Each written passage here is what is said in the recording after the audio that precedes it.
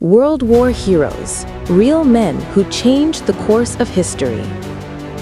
In the darkest moments of war, when bullets tore through silence and the world seemed to crumble into ashes, a few stood taller than fear itself. Ordinary men who became extraordinary legends.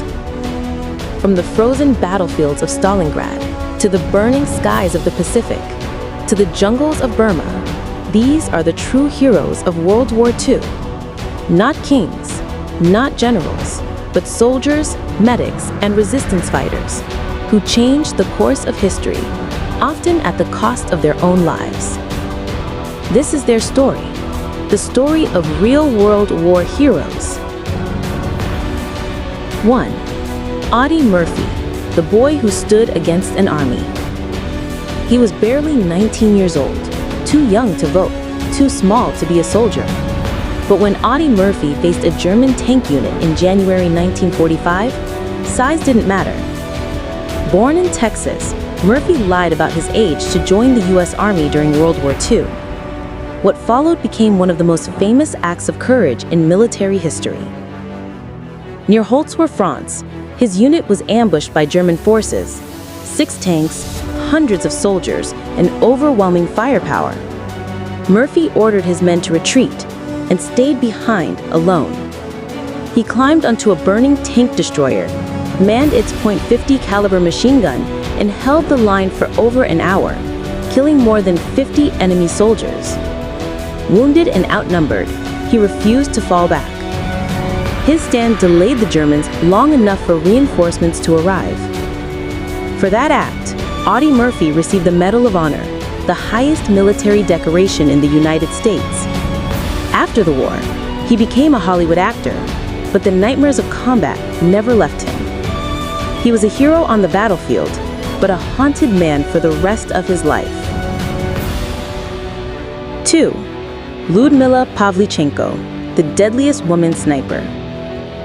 In 1941, when Nazi Germany invaded the Soviet Union, one woman changed the meaning of fear for the enemy.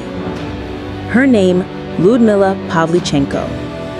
A history student turned sniper, she joined the Red Army at age 24.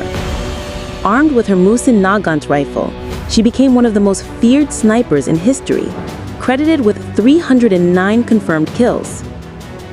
In the Battle of Sevastopol, her precision demoralized German troops. They called her Lady Death. The Nazis even tried to bribe her over loudspeakers, saying, "Lyudmila, come over to us. We'll make you an officer." She answered with bullets.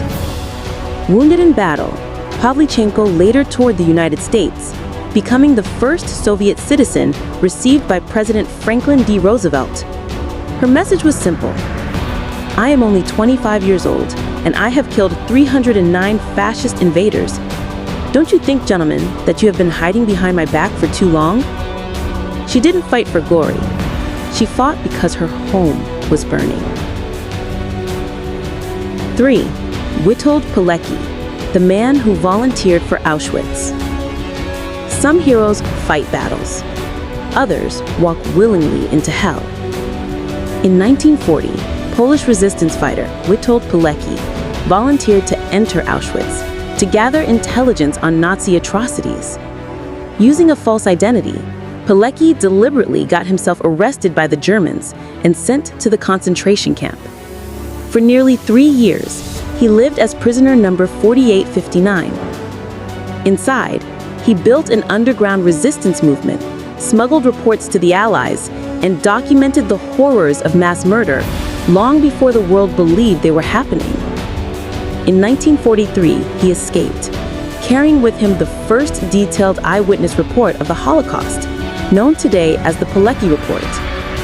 After the war, when Poland fell under Soviet control, Pilecki continued his resistance. In 1948, the communist regime executed him for espionage. His final words before death were, "I tried to live my life so that in the hour of my death, I would feel joy rather than fear." Witold Pilecki remains one of history's greatest unknown heroes.